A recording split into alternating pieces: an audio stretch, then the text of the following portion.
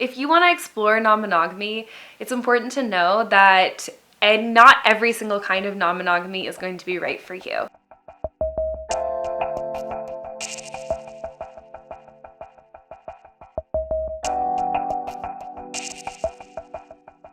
Non-monogamy is an incredible experience and practice in loving other people.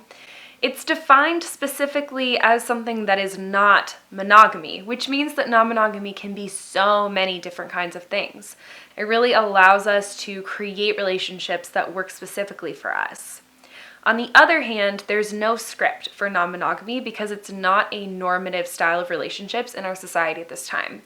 In media and books and literature and movies, we've been seeing more representations of non-monogamy, but they're not always super accurate, and they often represent non-monogamy that isn't consent-based, doesn't have very strong boundaries, and ultimately isn't the most healthy or secure styles of relationships. There are certain aspects of relationships that are really important always, whether you're in a non-monogamous relationship or a monogamous. These things include consent, decency and basic respect for other people, an ability to speak openly and honestly, and to generally have a sense of trust and security with another person. Whether you're in a non-monogamous or monogamous relationship, it's important to kind of come back to these foundational values to see if your relationship is really supporting you or if you are actually needing to pivot or create some more boundaries or structure in your relationship to feel safer.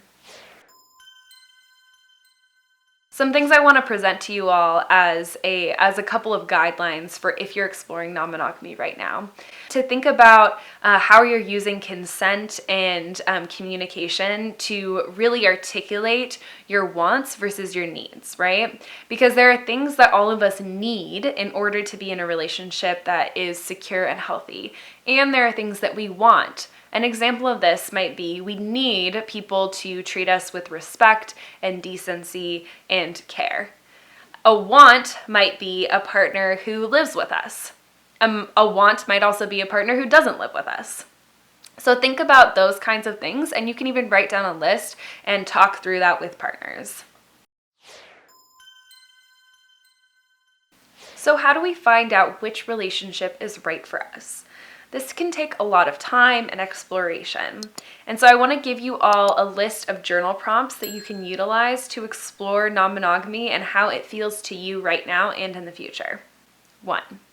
Why am I non-monogamous? What makes me want to do this work? What do I believe in about non-monogamy? 2. Recall a moment when non-monogamy was really not working for you. If you haven't been in a non-monogamous relationship yet, think of a fear you have.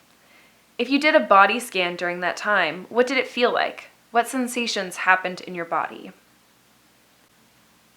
3. In a perfect world for you, what would non-monogamy look and feel like? 4. Which things are you struggling with? Describe which parts of non-monogamy are most activating for you. Which parts feel manageable? Do they feel that way every day or just some days? Do other factors make things better or worse? How do they compare to each other? 5. What power dynamics are at play in your relationships? How do they impact your ability to feel safe and secure? If you want to explore non-monogamy, it's important to know that not every single kind of non-monogamy is going to be right for you. Many people who identify as non-monogamous also identify with a subsect of non-monogamy, like solo polyamory or relationship anarchy, or with a hierarchical non-monogamous relationship in which they have a primary and secondary partner or tertiary partner, etc., etc. So know that non-monogamy is an umbrella term, and then within that there are lots of other terms that we can use to help specify the kinds of relationships that we want. Also, sometimes terms and labels are not particularly helpful because as humans, our experiences are so much more expansive than labels can really describe. So it's okay if you find that no labels are quite right for you. You can use your descriptive words and tweak labels or come up with labels that work specifically for you to help describe the relationship that you want and communicate that to other partners. Also know that many non-monogamous people take years to discover the right relationship for them. And that can also fluctuate throughout time, right? It's not a linear process. Sometimes one style of relationship is going to work for us, and other times it's not going to.